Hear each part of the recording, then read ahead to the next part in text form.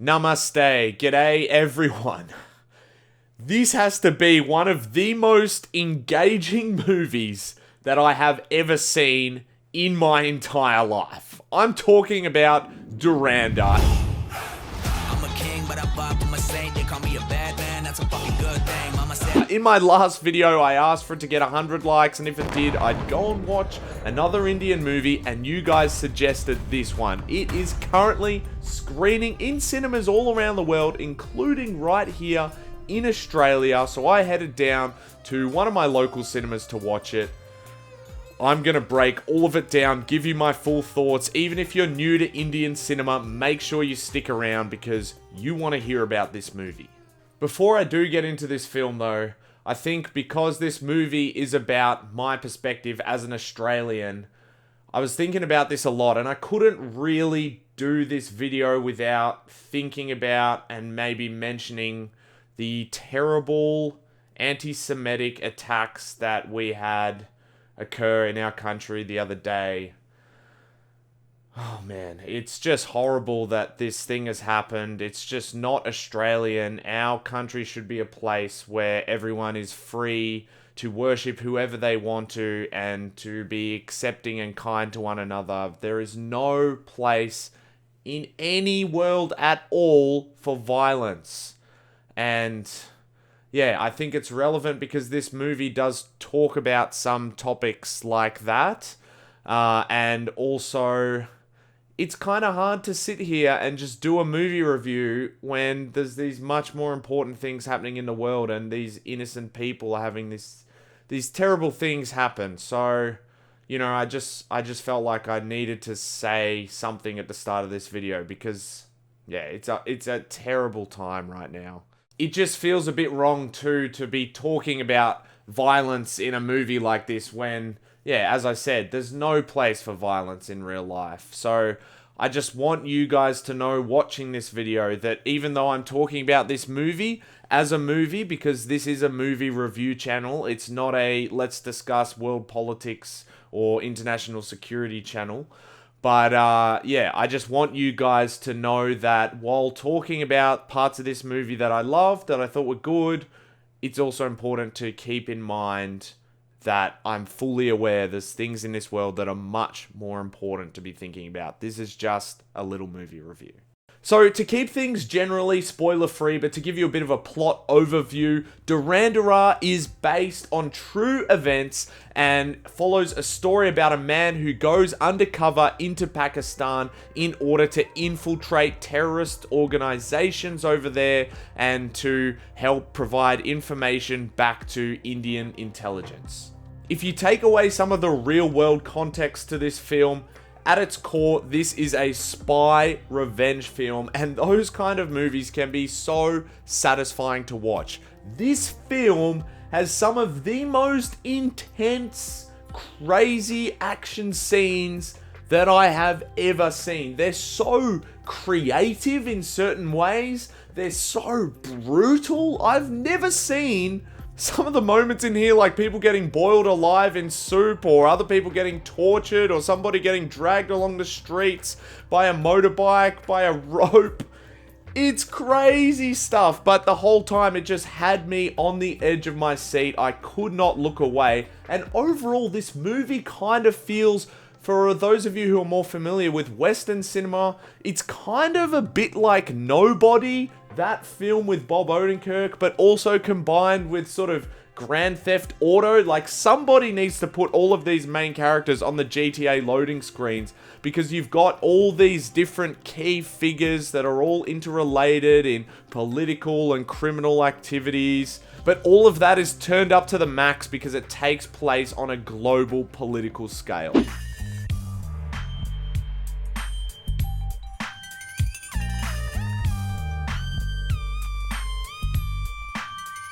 Something else that this movie has is some incredibly wild tonal shifts. You have these extremely dark, brutal moments where people are getting killed in these wild action scenes, but then next minute we're getting a romantic sort of date scene where people go shopping in a shopping mall together.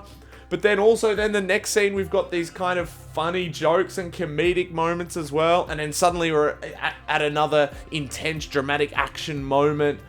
For me, it works. It all works together for the majority of the film, at least in the first half, because it just keeps you engaged. I wish Hollywood and Western cinema was brave enough to try and fit in these vast sort of tonal changes in their movies, because that's what life is like. Life isn't monotonous. Life doesn't just happen at sort of one level. There's moments in life that are horrible. There's moments in life that are funny and beautiful and romantic, and this movie kind of captures all of that. And some would say maybe it's a little bit messy, but I respect it for being able to do that. And in terms of the humor, people have been hating on me on Instagram saying that, oh, why am I saying this movie's funny when it's about such serious subject matter? Well, actually go and watch the movie yourself and see. And I think the filmmakers would happily say this, because there's a lot of moments in here that are genuinely funny moments for the audience. 9 महीने बाद जो पैदा हुआ उसका नाम पड़ा Chaudhary Aslam.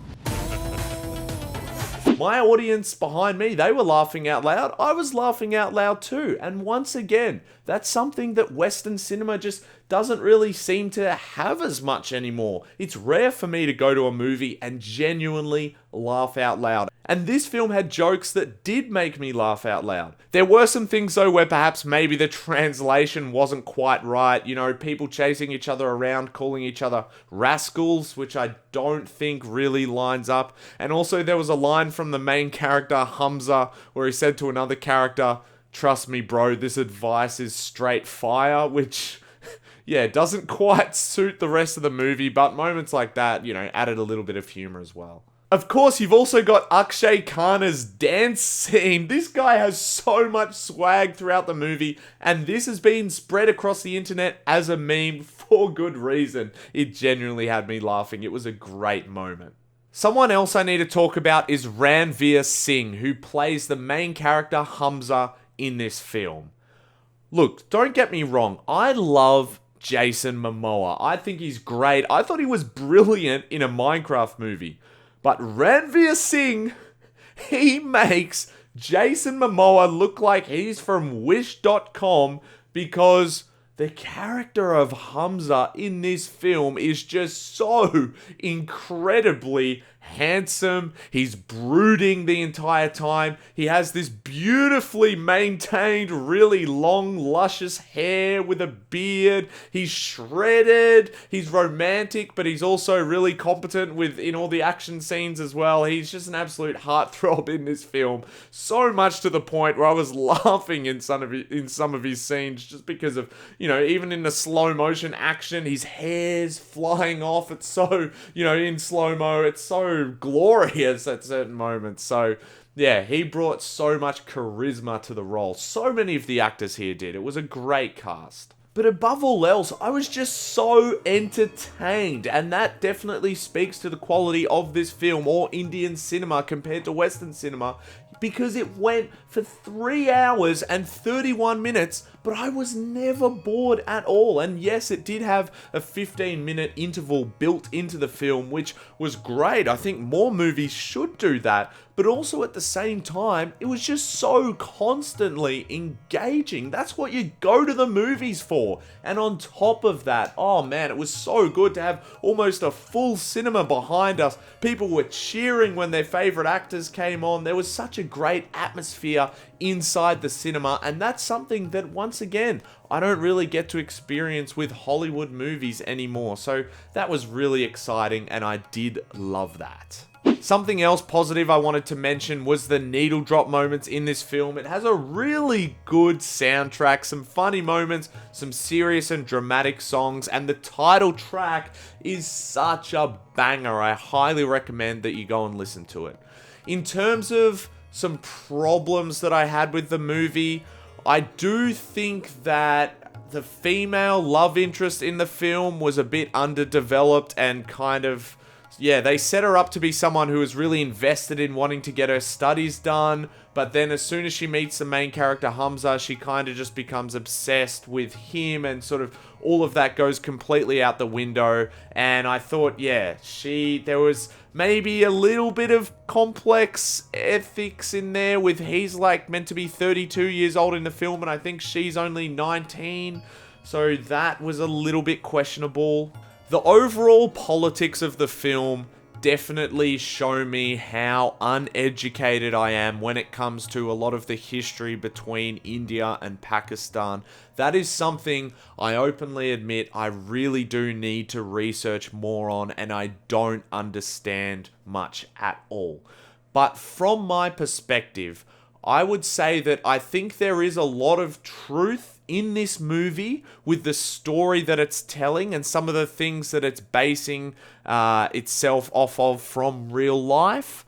But also at the same time, I think the movie potentially starts to stray into some dangerous territory where it generalizes an entire country of people as being this one bad thing. Whereas in real life, that's never the case. I think the biggest enemy to peace in this world is generalizing a whole community of people or a whole country of people and saying all of these people are like this or all of these people are like that. Because in that kind of world, there's no complexity. There's no room to grow and understand each other and to build peace, truly loving and lasting peace together. And I think this movie, because of that and the fact that it almost feels towards the end of the film as if it's glorifying violence in some way, in that they've turned this undercover operative Hamza into, they say, and I quote, a killing machine,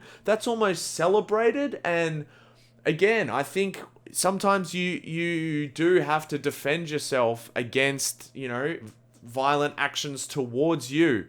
But I think the movie maybe had and there's hints of it here and there. It does have complexity. Like a lot of the characters you grow to love are really complex. They've also got a really dark and horrible side as well to them.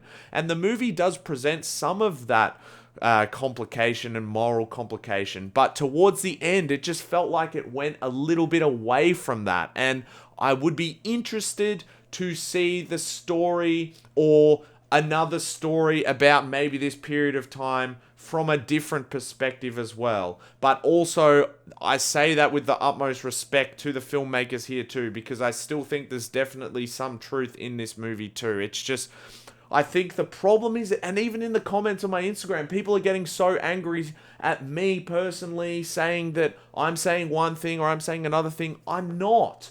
My main viewpoint on all of this stuff is that just generalizing a group of people is wrong, and violence is wrong. Is that controversial to say?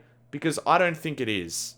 What I did think was a little controversial in this film was the fact that it also uses real-life news footage from the Mumbai attacks and also some other real-life footage.